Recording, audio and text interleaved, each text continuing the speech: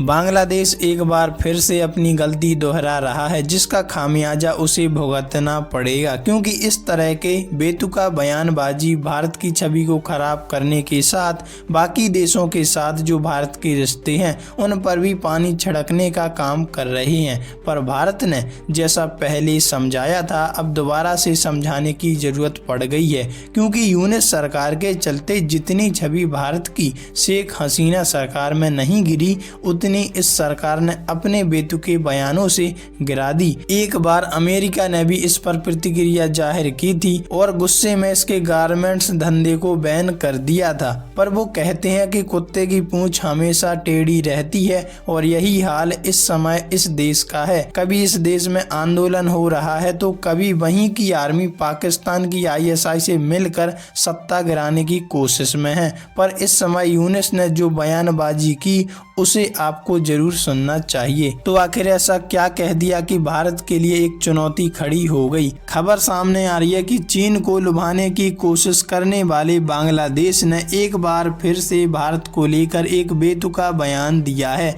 बांग्लादेश की अंतरिम सरकार के सूचना सलाहकार महफूज आलम ने मंगलवार को यह दावा किया कि बांग्लादेश की अपदस्थ प्रधानमंत्री शेख हसीना की आवामी लीग पार्टी के 1 लाख से अधिक सदस्य भारत में पलायन कर चुके हैं। बांग्लादेशी समाचार पोर्टल bdnews24.com के अनुसार आलम ने यह टिप्पणी यहां ईद के अवसर पर आयोजित एक समारोह में की है, जिसमें शेख हसीना के कार्यकाल के दौरान कथित रूप से लापता या मारे गए व्यक्तियों के परिवार भी शामिल हुए थे। इस संबंध में एक प्रेस विज्ञप्ति में कहा गया कि मानव अधिकार समूह मेयर डॉक ने शहर के तेज गांव क्षेत्र में इस कार्यक्रम का आयोजन किया।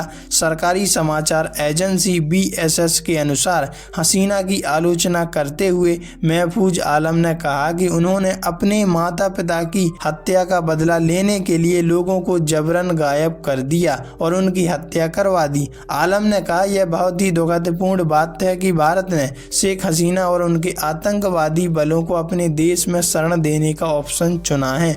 हमें यह बात पता चली है कि 1 लाख से ज्यादा आवामी लीग के सदस्यों ने भारत में पलायन कर लिया और भारत ने उन सबको वहां शरण दे दी। बांग्लादेश सरकार के सूचना सलाहकार महफूज आलम ने इस दौरान शेख हसीना पर भी गंभीर आरोप लगाए। उन्होंने कहा, साल 2013 और 14 में जब लोग अपने मतदान के अधिकार के लिए लड़ाई लड़ रहे थे, उस वक्त सबसे ज्यादा लोगों को जबरन गायब किया गया और उनके इस कदम के पीछे का मुख्य उद्देश्य बांग्लादेश की चुनाव व्यवस्था को पूरी तरह से बर्बाद करने की थी। अब ये पूरी तरह कहें तो बांग्लादेश की उस समय जो आवामी लीग पार्टी है उसका जो मुख्य व्यक्ति था शेख हसीना, उस पर आरोप लगाए जा रहे हैं, क्योंकि इस समय जब से आवामी लीग पार्टी ने बांग्लादेश में अपनी सत्ता छोड़ी है तो तभी से शेख हसीना भारत सरकार के पास है और इसी को लेकर वहां के लोग और वहां की पार्टी उन पर तंज कस रही है